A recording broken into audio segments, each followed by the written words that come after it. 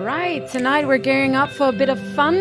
Together with all of you, we're going to dive into winter and we're going to try and create the ultimate guide for surviving winter in Denmark. We've been quiet on the streets, surveyed on the internet, and we've asked you guys joining us tonight about your experiences in Nose House. So leave your comments in the chat as we dive into tonight's show.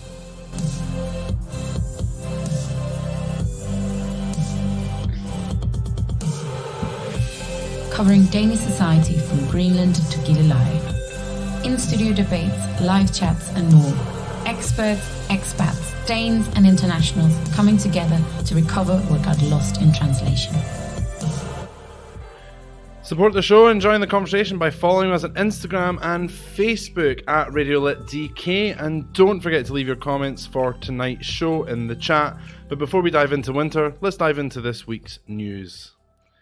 In Copenhagen this week, Berlingske have been ordered to pay a fine of 285,000 Danish kroner for publishing an illustration of The Little Mermaid that Danish courts have ruled breaks the country's copyright laws.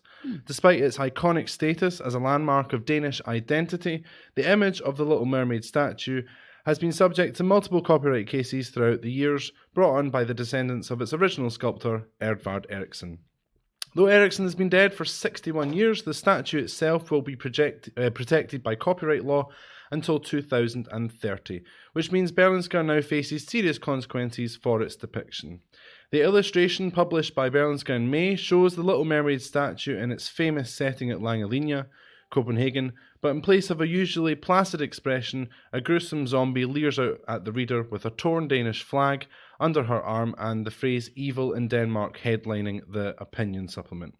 The depiction was meant as a lead-in to an article on debate culture in Denmark, but a Danish court found that the statue was misused in a context of political messages, right-wing extremism, and the use of the word evil, an act that the court described as demonising the Little Mermaid.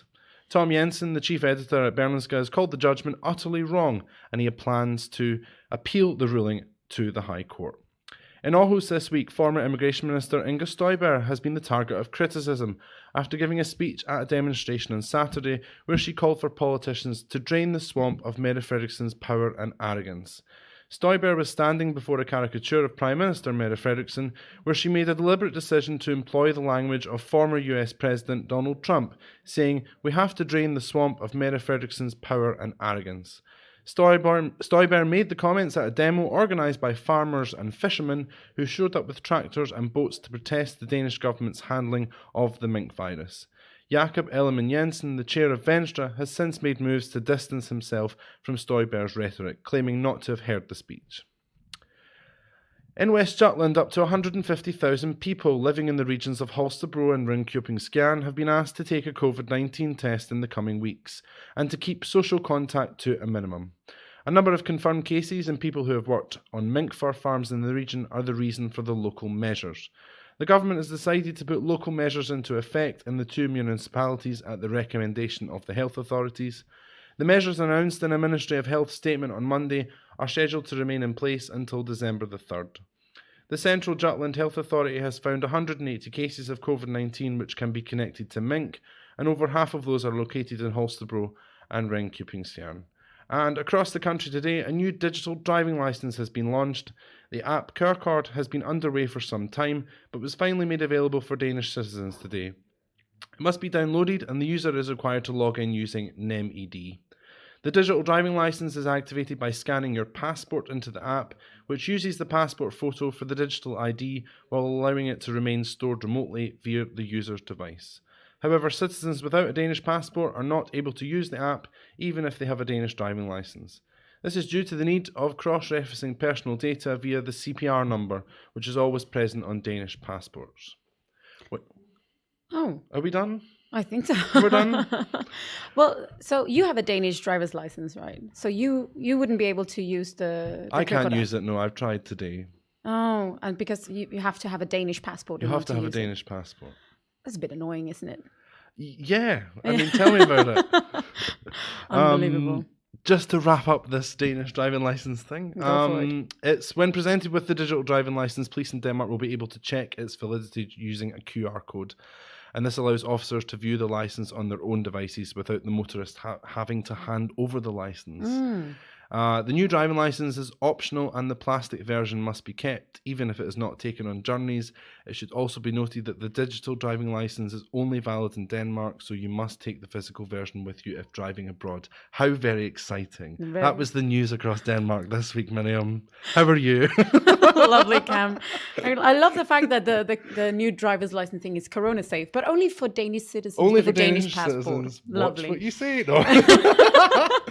We've had apologies first for starting up a little bit late. We had some technical we issues. decided to move things around, and feng shui and technology doesn't really go together. We hope apparently, that you can at least hear us and see us on Twitch TV. We are broadcasting on Twitch TV. We are broadcasting on Twitch TV. We have the live chat going as well.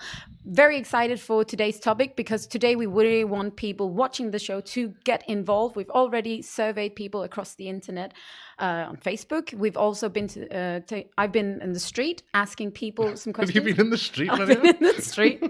Are you allowed in the street in these times? Me, personally. I don't think any time I'm allowed personally in the street. But anyway, we've gotten a lot of comments, views, thoughts, and people's personal experiences with surviving winter in Denmark, because that's the topic we're diving into today. Not just winter in Denmark, but winter in Denmark 2020. The further towards the North Pole you get, the darker it becomes. The days get shorter, and it is estimated that between 3 and 5% of the Danish population actually suffer from winter depression. The way it's diagnosed is that you get depressed during the winter months consistently for a minimum of 3 years is the way to diagnose it. So that means that many more could actually be suffering from the symptoms but are yet to be diagnosed. And to top it off, this year we also have a global pandemic, which has cancelled Christmas and put everyone a bit down, to say it mildly. That's really putting it mildly. Yes, exactly. Put everyone a bit down. Okay. A tiny bit down. Yet here we are laughing it off. Yes, of course. No. So what we're going to do today, as you can see, we brought a whiteboard, which is the reason for the whole technical issue. Just if you're watching us on Twitch TV, you will see a whiteboard. If you're listening to our podcast, which is on Spotify, after the show has been broadcast, then you will not see the whiteboard. I'm very sorry, but you can watch it on YouTube as well on the T-Radioen YouTube. Yes, and we will also at the end of the show gather everything, all the information and people experiences that we've gathered here today. We will put out as a finished product on our Facebook, because we are creating the ultimate survival guide for winter in Denmark. I'm so excited. Great, good. So Cam, just before we dive into today's little interview segment, I wanted to ask, because you come from Scotland, which is also quite far north and also quite dark in the winter. Do you feel a difference between winter back home and winter here? Yeah, everyone talks about how sad they are in the winter here, I feel. Not in Scotland? No, not really. It's not like a thing here. I think I don't want to be. Yeah, we have hygge here in Denmark. We go. Brought it up straight away. 5 minutes into the show. 5 minutes before you say that word, which is a lovely word. But yes. No. So we have the book about hygge, which sounds so blasé, doesn't it? The book. There's a book about hygge that is very popular around the world, and I feel like that comes into a lot of this discussion about winter in Denmark, and we need to be hygge, and how do you make things hygge, which is probably going to be included in this. But in Scotland, we didn't really talk about that. It was more just everyone being like, oh, the nights are coming in. And so I feel like everyone here, but everyone here acknowledges it. What do you think makes winter in Denmark hyggelig compared to Scotland? Would you say winter is not hyggelig in Scotland? No, I wouldn't say that. I mean, I think the Danes here in Denmark, we do a lot to try and counteract the winter depression, whereas in Scotland we just kind of live with it. Being very general, but we kind of just live with it. Scandinavia is much better at dealing with this than in Scotland. It's the favourite thing when there's snow in the UK or in Scotland. It's like, oh well, if there's a little bit of snow in Scotland, the airport closes, but in Norway they get this every day, and they deal with it so much better. So there's always kind of been a bit of I would say, jealousy of Scotland from Scotland towards Scandinavia and how they deal with the winter. And I feel like they do deal Not with and it. not just in terms of snow and closing the airports, but also in terms of winter depression, right? Yeah, we're really jealous of how you close your airport because of snow. Exactly. No. But we have a kind of, you deal better with it here in Scandinavia than we do, probably. And I should really use the United Kingdom, but in Scotland, as we are the furthest point of the United Kingdom, we are very sort of, maybe not jealous, envious is a better word. We're envious. Gotcha. Right. Well, let's start by hearing what people have to say. So I Should we just tell us where you have been in the streets? Yes, of course. So we know you're okay and where you've been and what you've been doing. Yes. So I am here today. I am fine. The streets were not as bad. No, I've been The mean streets of Copenhagen. The mean streets of Copenhagen is exactly where I've been. I have been in the inner city center of Copenhagen, around close to Ilum, if anyone has ever been to Copenhagen, which is right in the center, not too far from Parliament either. Somewhere called Højbroplads, where there's normally a Christmas market. That wasn't there this year. And I've just been sort of stopping people randomly on the street and asking them to answer a few questions at a corona-safe distance. So, yeah, let's dive into that. The clock is yet to strike 4 in the afternoon, and already the daylight hours are slowly coming to an end. The 21st of December will be the shortest day of the year and will provide roughly 7 hours of daylight, sometimes even less. In these dark times, it's daunting to see so much coronavirus, yet so little Christmas in the streets. I am standing at Højbroplads in the city centre of Copenhagen, and what you can hear in the distance is protesters in front of Christiansborg, which is the Danish parliament. They're protesting the new epidemics law here in Denmark, which is going through parliament right now. Usually the annual Christmas market would fill the square and spread the scent of gløgg, the Danish equivalent of mulled wine.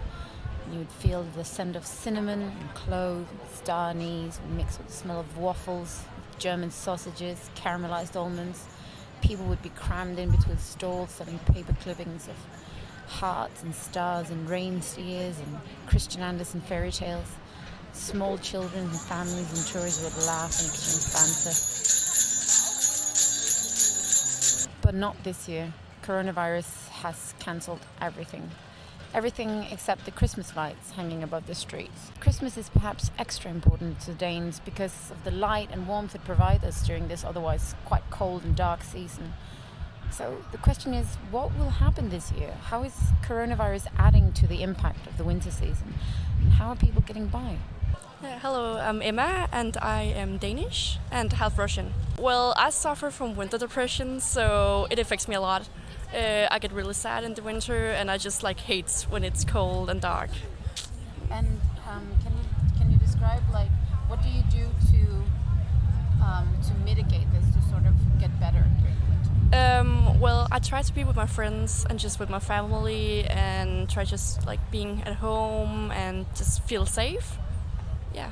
This year there's not a lot of Christmas because of coronavirus. Is that something you think about? Yeah, it affects me a lot because I love Christmas and my family does not live here. So we have a tradition where we go to Copenhagen and go to all of these Christmas markets, but we cannot do that. So I think it's kind of sad that there isn't that. And do you have any sort of plan for this year, how to get through coronavirus and without any Christmas? Well, just to be with my brother. I live with my brother, so we're just gonna have a Christmas with us and just kind of try to make that as as cool as possible. I've lived in Denmark for 30 years. I'm a British citizen, yes, and my name is Murthy. Yeah. And so winter in Denmark is quite dark and yes, quite it is. cold. Yeah. How does that affect you? So for me, it doesn't really affect me that way because as I go to gym 5 times a week, so that keeps me busy, and it doesn't affect me, the weather, the seasons. The season. Yes. Have you noticed that other people around you changed during the winter? Some do, yeah. Some do because of the, especially the winter time, because it gets darker, and but then you can medication. There's some lights which help. There are many things one can do for oneself to avoid, I think. And it's also how mentally, psychologically you are, and how much you can take the pressure, I guess. I don't know, something like that maybe. But I've never experienced that. No. But friends around you, do you know if they use any of these things like the UV lights? Yeah, they use the most them, yeah, which I know, use the UV lights. Yes, they do. Yes. So this year we don't have the Christmas markets. No, this is, yeah. Do you think that's going to affect people's feeling this year and with coronavirus as well? Maybe, I don't know. I think people also get used to the last. No, we nearly whole this year is COVID-19, yes, 19, yeah. But I think so. Maybe it will affect many people, especially the old generation. Yes. My name is Mikkel and I am Danish. Yeah. And Mikkel, so this time of the year it gets quite dark and quite cold in Denmark. Is that something that affects you? Yes. How does it affect you? Like general, like down energy, general like slight depression. Slight depression. Yeah, it's slightly depressive. Yeah. And do you feel that your people around you gets affected as well? I don't know if it's a general thing. It can be kind of difficult to tell if you are in that state yourself. But I don't think it's a major thing. It's just like an underlying vibe. So how do you feel the difference in everyday yourself? I don't know this time around because I changed some habits since last year, so like to alleviate it. So it's not like impossible to fix. It's just like. What habits did you change? What are you doing to fix it? For example, try to go out and exercise in nature during the day when it's bright enough. That helps. Yeah. And so this year, because of the coronavirus, the Christmas markets are gone, and this kind of things are not really part of winter this year in Denmark. Does that affect you?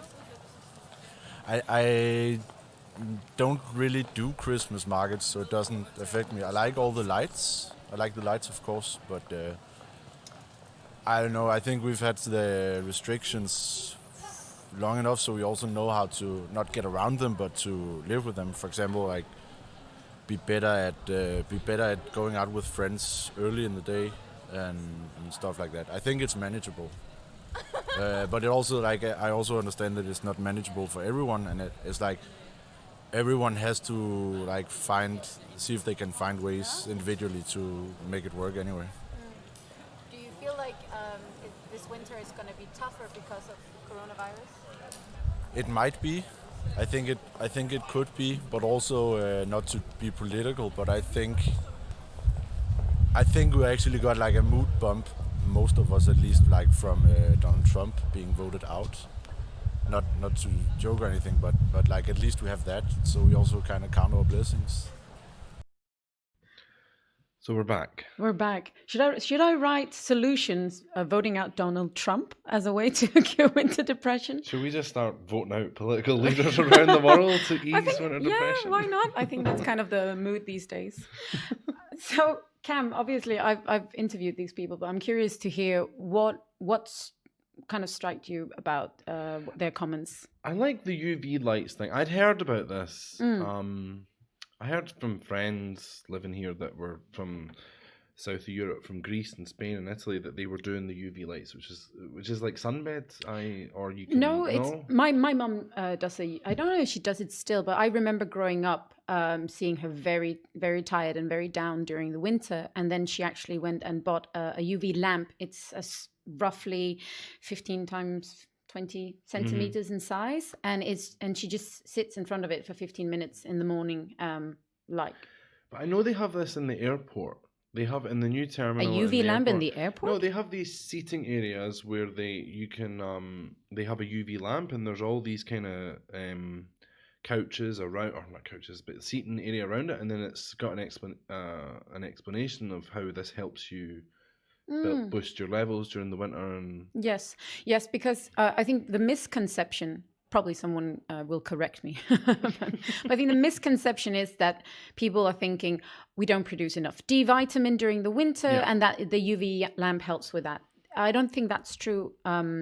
I do believe what the UV lamp does is that it boosts our serotonin level, and it limits the amount of melatonin being produced. So melatonin is kind of the body's own sleeping drug, and it's being produced in the darkness, or when we're asleep and during night. So of course, this time of the year where the days are shorter, our body starts producing more melatonin and we start feeling more tired. Vice versa. Similarly, serotonin levels are lower because we don't get the light, and the light is sort of what helps our body to produce serotonin. So I think the UV lamp helps boost the serotonin level. Okay. But that medication is a bit vague. Just when I Yes. see that. Yes. We don't advocate that. No, I think what should- we're talking about is maybe vitamins. Yeah, that's a bit. Yeah, don't be. Let's write Medicate yourself. Like, no, that's not the message we're putting across here. medication. No. Yes. So Exercise as well, isn't it? It's something I don't do much of. Exercise. But I think it's curious that how even this guy Mikkel from Denmark was saying, I don't really do Christmas markets, but saying the fact that it's not there is kind of, I think, the pity this year. I think as well, it kind of, you notice the change in the city when we have the Christmas markets coming into town, and it kind of signifies that we're heading towards Christmas, because they start at the beginning of November, if I remember, or Yes. middle of November. So it was Probably always, around the same time as the Christmas beer is released. And yeah, that's around that time. with J Day. J Day, yes. So I think it was also this year, because we didn't have it. I don't think we had that guiding light that we're going towards Christmas. It is very dark. That's what I was trying to sort of tell as well in this clip, that I was there at Højbroplatz, and what you can hear is the noise of protesters in front of Christiansborg, protesting the new epidemics law. People are wearing face masks in the street these days. There's no Christmas market. It's a very different mood, and it's on top of already being. I get really affected during winter, and then the fact that it's all about coronavirus, and without the Christmas markets, it seems very doom and gloom these days. Do you miss the Christmas markets?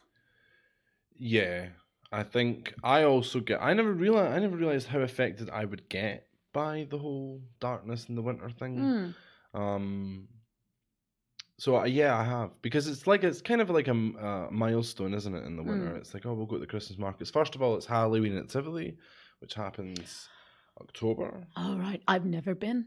You've never been to Halloween at Tivoli? No, I've been to Tivoli once in my life. Yes, I know. Okay. Really? Yes. But that's like also a Christmas thing. I guess because I grew up in Jutland, Jutland, and yeah. it's a far trek to Copenhagen.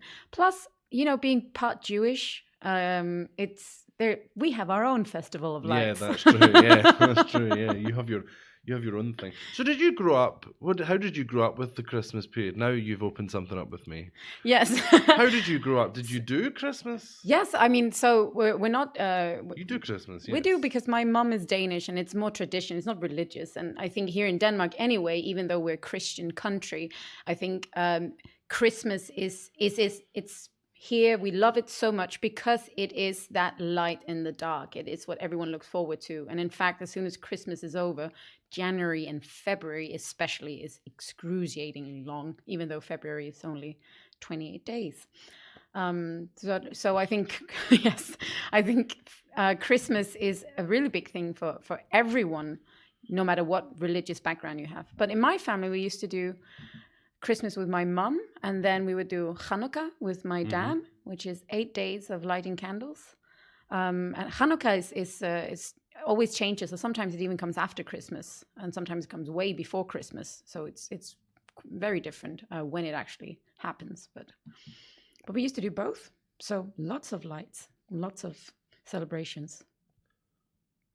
So but you've never been to Tivoli for the Light Festival? No. Okay. No, I passed it today. from the outside. Does that count? I mean, yeah, yeah, we could, yeah. Right.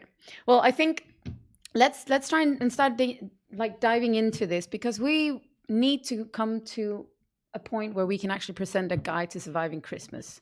And I think first of all, it's picking up on what are the actual issues. Sorry, not surviving Christmas. That sounded really wrong. Surviving winter in Denmark.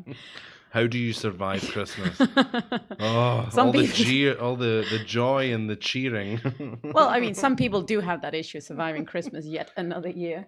But I think what we first need to focus on are the issues. And the issues this year particularly is that there is no Christmas there. We don't have that same mood and those elements to sort of lift everyone's spirit. You're also very low on energy this time of the year. Slightly depressing was what Mikkel, the guy from Denmark, mentioned. And I also think that because it gets colder, that your body is also using more energy to stay warm. So on top of having lower energy levels, you're also using more energy this time of the year. So those are kind of the issues that we're trying to find some solutions to. But first of all, we also sent out a survey online. I'm intrigued Yes. to relay the information that we found in our survey. So we just wanted to know, how many people are actually affected by this? Is it just in our minds, and is it just us, you and me, who feel like it's a big thing, or is it actually something that more people in the international community can relate to? So we asked people how much the darkness negatively affects them on a scale from 1 to 5, and 5 being it doesn't affect me at all, 1 being it doesn't affect me at all, and 5 being affects me a lot. 66% answered 4 or above, meaning it does affect them a lot. So the darkness definitely has a negative impact on most people. So it's over half now. Yes, it's 2/3 basically. Wow. Then we asked how much they feel that it affects their Danish co-workers. Again, on a scale of 1 to 5, 1 being it doesn't affect them at all, and 5 it affects them a lot. Here the answers were more spread out, but we also asked people to add in a few comments. First of all, 66% said some, meaning they don't really see it, and only 10% said a lot. A few people commented. One person said, "My Danish friends are AWOL until April, or seem to be only interested in food, especially meat." I mean, yeah, I'm only interested in food and meat at the moment. But is that a winter thing for you? Or? No. Sorry, Andre, if you're watching. No. But you're also Scottish. It might be different for Scots. Yeah, because it's this. But listen, Denmark and Scotland, same region of the world, North Sea, Vikings, all that stuff we talked about last week. Vikings bringing it over. So yeah, I completely can link up with the meat and the food. Yeah, so I get that. Gotcha. So another person commented, they get grumpier, more irritable, and much more tired. I also link up with that at the moment. I realized that we had started entering a colder period, not because I was feeling colder, it was getting darker. It was because I was on the street, my bicycle, and all of a sudden I started hearing so many cars honking, and making noise. And I was like, what's the issue? I know traffic can be annoying, but why get so annoyed by it? And I realized everyone's mood was starting to change. The summer was over. We're going towards fall, winter, and straight away you sense it in the street. You sense it in the supermarket. People do get grumpier. I get grumpy. I'm already a pretty grumpy person, I will say. No, you're not. I am. It. It's because I like you. If I don't like you, Just will put you will your sense PIN it. number in and leave my bar, as I said last week. Yes, last week's lovely Danglish comment. Oh, wonderful. So, you, in your line of work, or in your experience living here, how is it? 4 years you've been living in Denmark now? Almost 5 in April. Wow, congratulations. Yeah, thank you very much. Yeah. Yeah, it is congratulations. Thank you. Still here. Yeah, still here. Have you noticed a change in your Danish co-workers this time of the years that may not occur in your international friends or co-workers? See, this is kind of, I don't work in, at the moment, I don't work in a very Danish environment. I work in an environment where there's 15 different nationalities. So in previous jobs, yeah, I would see people were more home birds, if that makes sense. Like the Danes were more kind of wanting to be at home rather than being out Yeah. in the city. It's kind of different. I can't really measure it this year because we do have a lot of we have restrictions. We've had restrictions for a year in terms of being outside. True.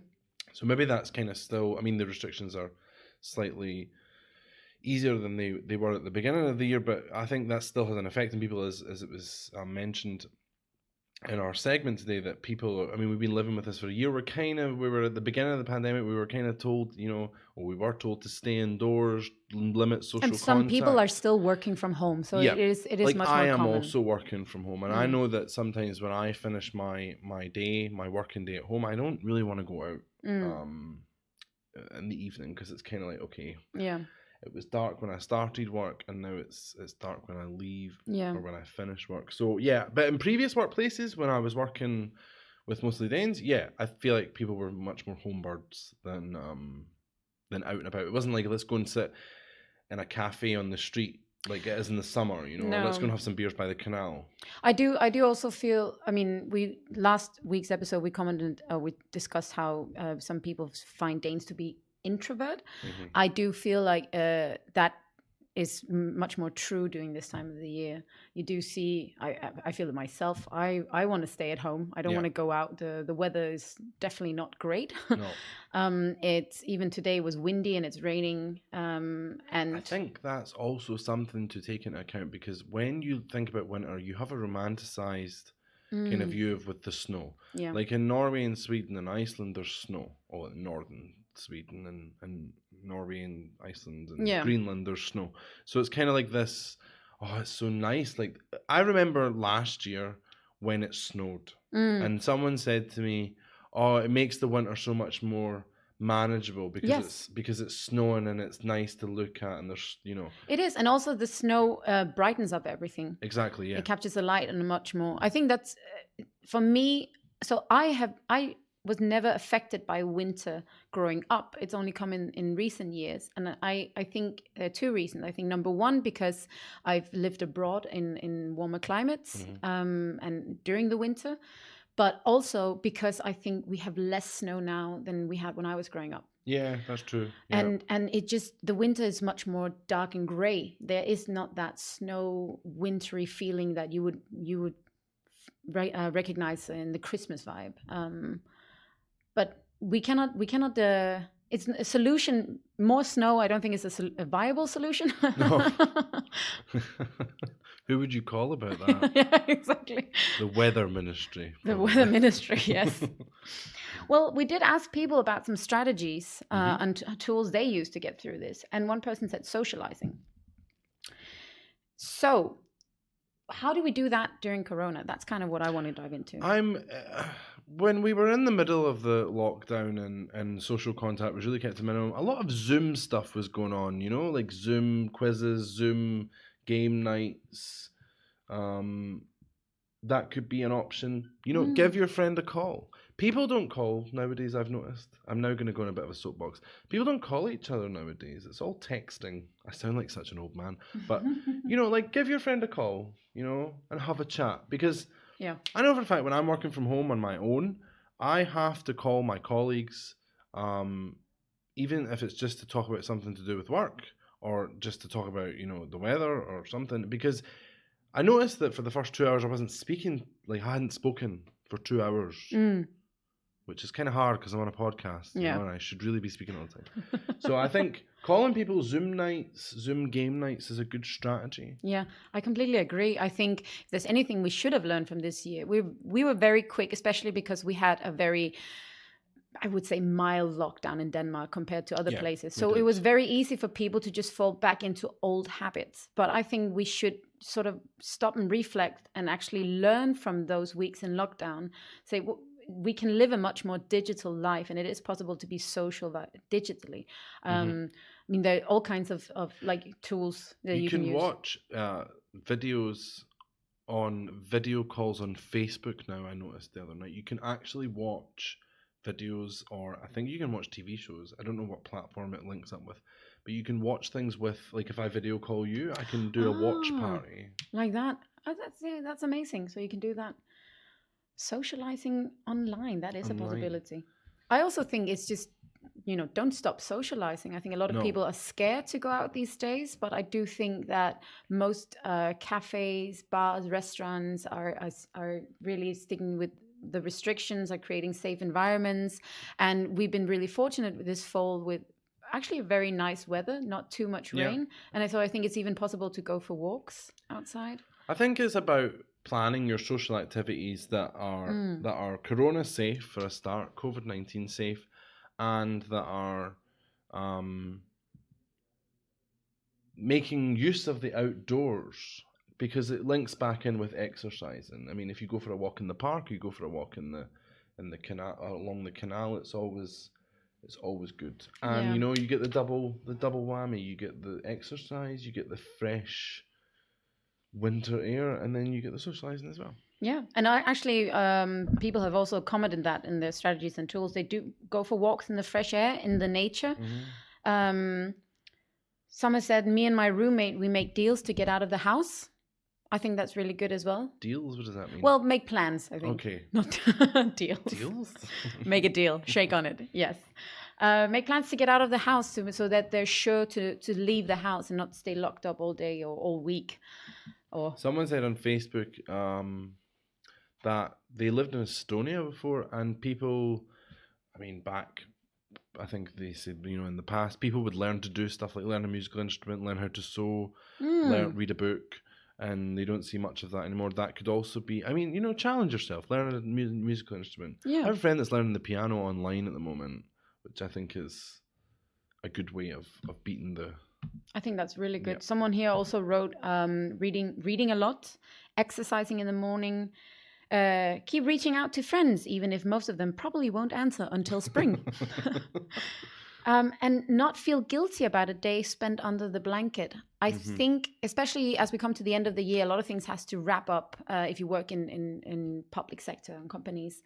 And then that means I think a lot of people tend to sort of seclude themselves or dive into their work and get really occupied with that. And people tend to get stressed, and stress just makes you even more depressed during this time. So I think that is a really good advice, to not feel guilty about a day spent under the blanket with hot chocolate and in some cases wine. People suggested as well. Or mulled wine. Mulled wine, yes. I do love mulled wine from, like the cartons of mulled wine from the supermarkets. I was going to say the supermarket name there, but I don't want to say that. But yeah, definitely mulled wine. Yeah. Well, there's been studies suggesting that there are certain components in coffee, chocolate, and wine that can help you feel less depressed. Not encouraging people to go out drinking wine every day, but but it makes sense in terms of how this time of the year, what you want is hot chocolate. You do want that mulled wine, Hygge and lights is another tool. Fairy lights everywhere. Fairy lights, yes. Everywhere you can possibly have fairy lights. And prioritizing all the things that I love. I think that's really good as well. Prioritizing yourself and your hobbies. Or creating new, like you said. We also asked people, are you concerned about the impact of COVID-19 this year in terms of getting through Christmas?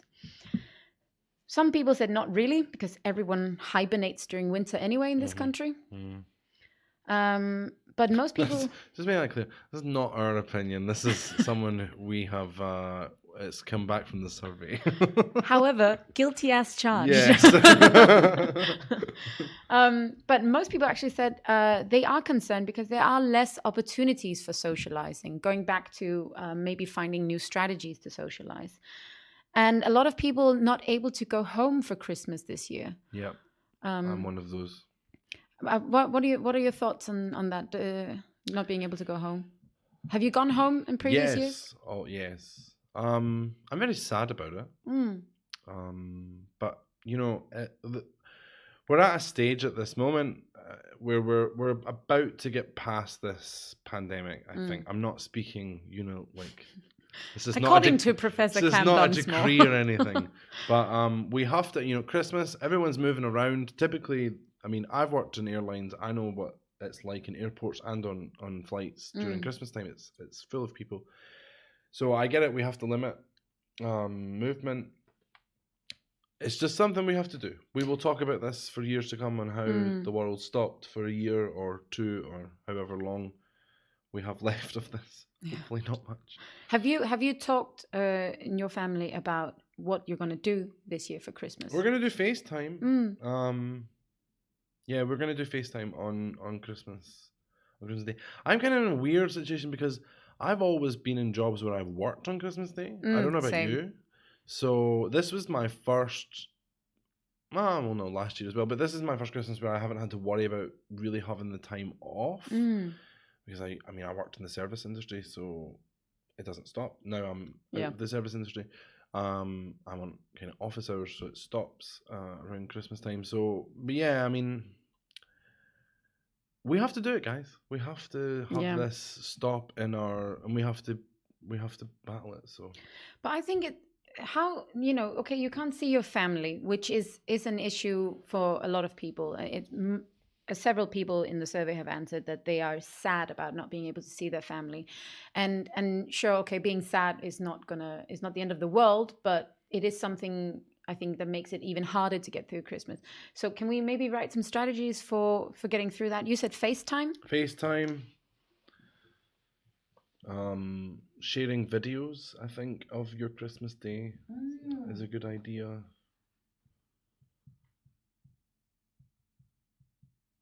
What else can we think of?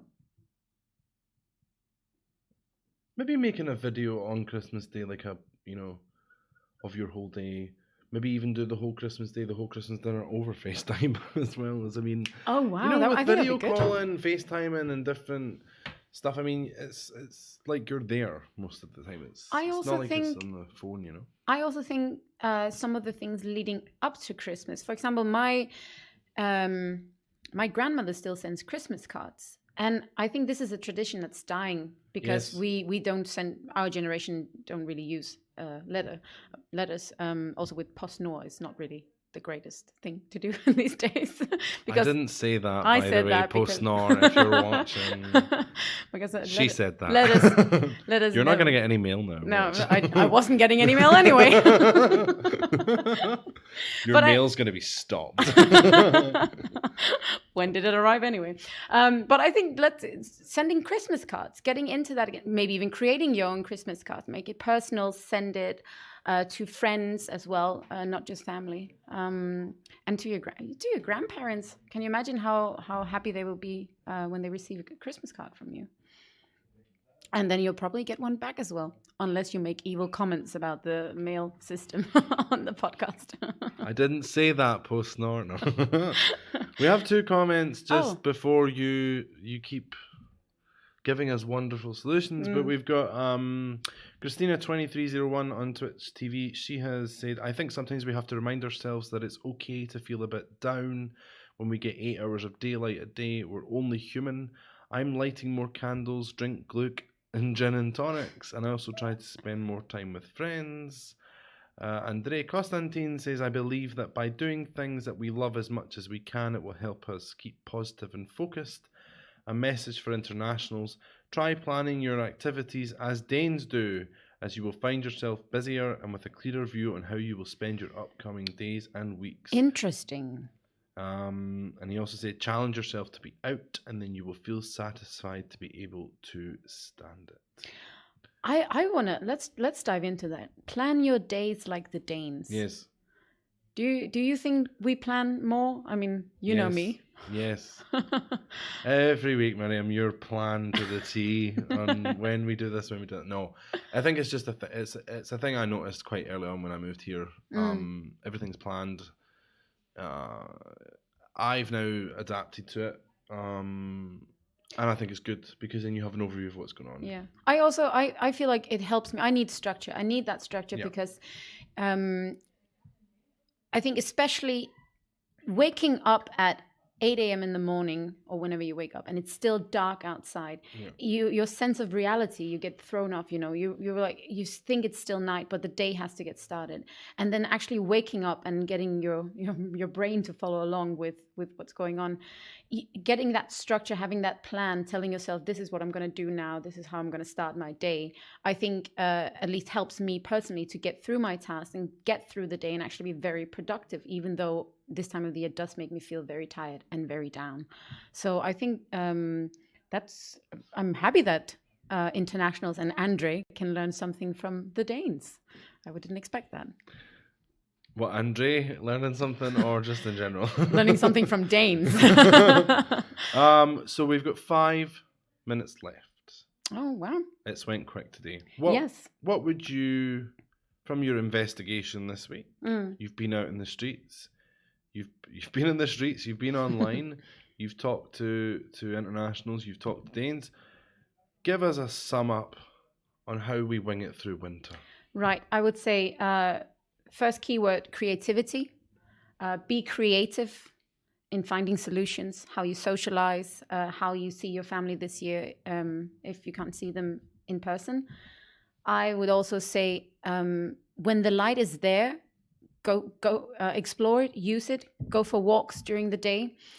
And lastly, the best thing I would say is to focus on you. Allow yourself to feel a bit gloomy on some days and then just have hot chocolate and Glick. And that's It's okay to be down some days. That's the thing. It's okay not to be happy all the time. I know happiest people in the world, happiest country in the world. Yeah, not all the time. It's quite funny how all these, when you see these happiest country in the world, it's all Nordic countries. Yes. We'll dive into that in another episode. No, yeah, but it's, with the long winters, it's interesting that it's all Nordic countries.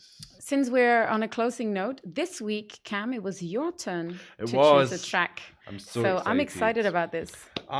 So every week we decide, one of us picks a song, and it's typically a Danish song, and we talk about why we chose it and so why have you chosen this week's song? I have chosen this week's song because it's by a rapper called Ardi Ardit.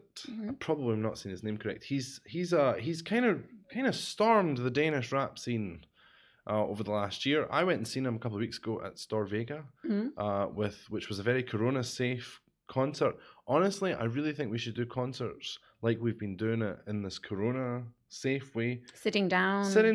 I mean, I'm a bit of an old man like this. I don't like people I like to be sat down and to watch the artist. Relax. And relax. You want to watch hip hop like you watch the opera. Exactly. With my, the binoculars on the stick. Gotcha. So he's a Danish rapper. He came to my attention probably last year. He'd done the song that kind of got him big was called See Sina, which means see you soon. See Sina. See Sina. Yeah. See you later. See you later. And he's from Mørkhøj, which is in Gloucester. It's a suburb. And he's originally from Albania. His parents are Albanian.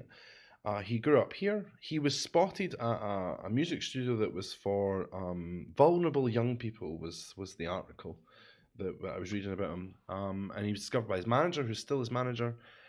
He's had, I think, 6 million streams, if I'm right. He has 60 to 80,000 streams a day. Wow. He has an album out now.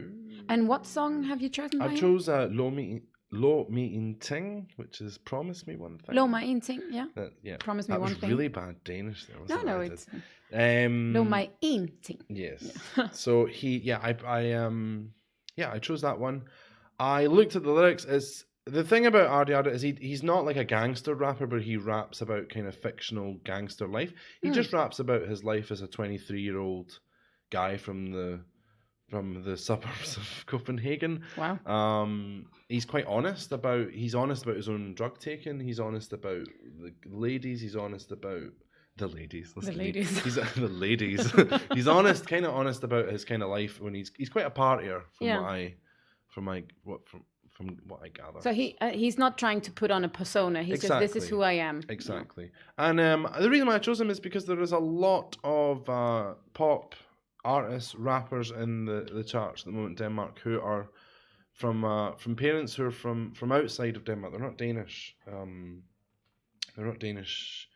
They don't have Danish parents. They've maybe migrated, and I think it's very fascinating that a country's the top of the country's music charts are all from first generation Danes, new Danes. That's the title that the TV2 were using, which I really love that phrase, the new Danes. So, and he raps in Danish, which I think is awesome. Yeah, it's super cool. I agree. It's really fascinating. I think I can't wait to hear it. Just quickly before that, though, next week. Yes. What are we covering? So next week, we are covering the prospects of finding a job in Denmark when you come here as an international student. And we're going to do a live debate with, we get an expert on advising internationals and Danes alike on the process of finding a job in Denmark. And we're also getting 2 international guests telling their personal experience with trying to find a job here. And as always, we just want to say thank you for joining us today. And don't forget to follow us on Instagram and Facebook at RadioLitDK. And Spotify. And on Spotify, where our podcast is coming out as well during this week. And please do like and share and leave some comments and feedback, because we're always interested in knowing what you think of the show. Awesome. We shall see you next week. Yes, see you next week.